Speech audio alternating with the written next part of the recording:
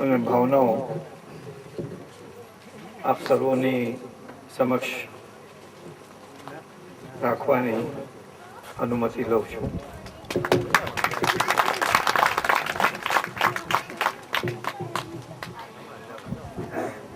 પરિવાર, ગામના વરિષ્ઠ નાગરિક, મંચસ્થ બિરાજમાન મહાનુભાવો, વાલા બાળકો,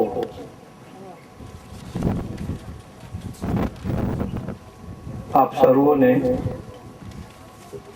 નૂતન વર્ષાભિનંદન.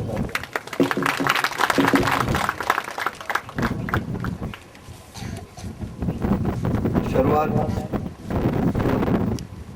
સંતોના આશીર્વાદ. આજે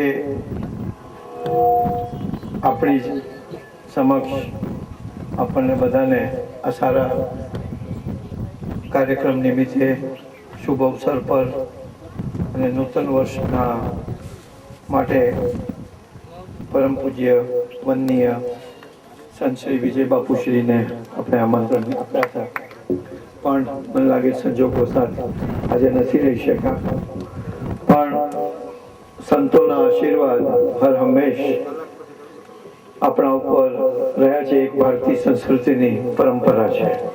તેથી સર્વપ્રથમ બાપુશ્રીને અમારા વંદન.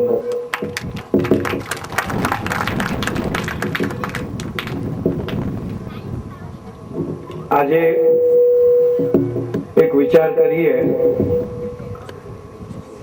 કે હું મારું ગામ ભાવનગર,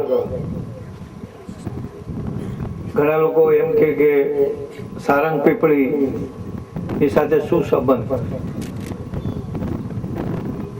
આ એક સંબંધોની વિચારધારા ઉપર જ્યારે આપણે ઘણીવાર જોઈએ છે કે નજર નાખીએ છીએ ત્યારે સંબંધોને કોઈ આકાર હોતો નથી.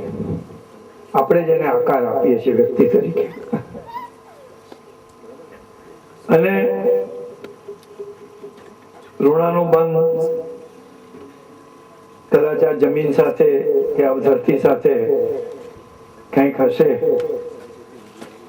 એ ચૂકવવાનું આજે અવસર સમસ્ત ગામ મંજૂરોએ અમને આપ્યો. એ બદલ હું અને સમસ્ત અમારો ગાંધી પરિવાર આપના ખૂબ ખૂબ ઋણી છીએ.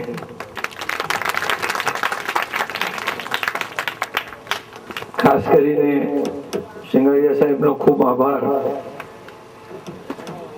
એક સુંદર કાર્યશક્તિ, આયોજન શક્તિ, અને જ્યારે પણ અમારે પત્રો દ્વારા અથવા ટેલિફોન દ્વારા કોઈ પણ જાતના ખુલાસાઓ મળ્યા છે, માગ્યા છે, એક સમજ માટે એમણે સુંદર સારી રીતે એક શિક્ષક તરીકે બાળકને આપે એવી રીતે અમને આપ્યા છે.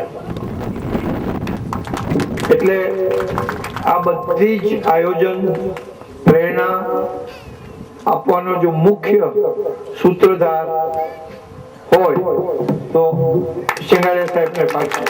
એટલે હું બધાને નમ્ર વિનંતી કરીશ કે આપણે એમને તાળીઓના ગડગડાટથી વધાવી દેવા.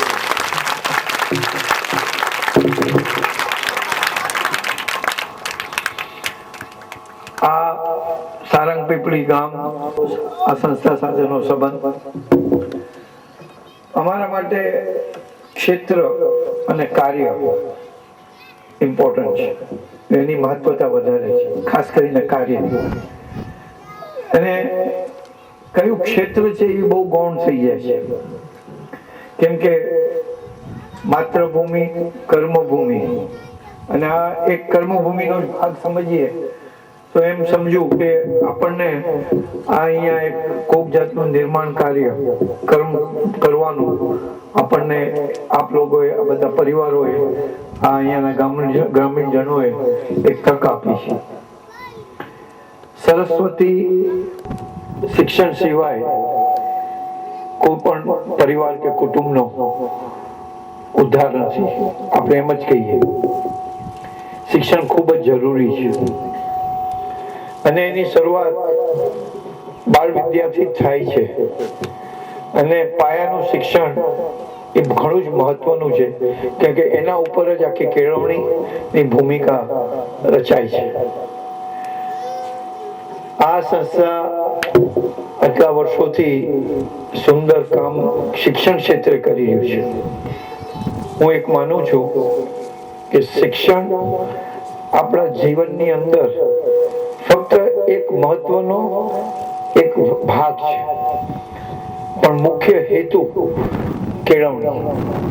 અને આપણે બધા જ વિચારીએ કે કેળવણી એક અંતિમ આપણું મુકામ છે જેની અંદર આપણને સંપૂર્ણપણે કાર્ય કરવાની અને કાર્યથી પ્રેરિત થઈ અને એ કાર્યને નિભાવવાની જેથી આપણું માનવ જીવન સારામાં સારી રીતે બને, ઉજ્જવળ થાય અને સંસ્કારનું સિંચન આપણે કરી શકીએ છીએ એનું આપણે કુટુંબને અને ત્યારબાદ સમાજને આપી શકીએ અને ત્યારબાદ દેશને પણ આપી શકીએ.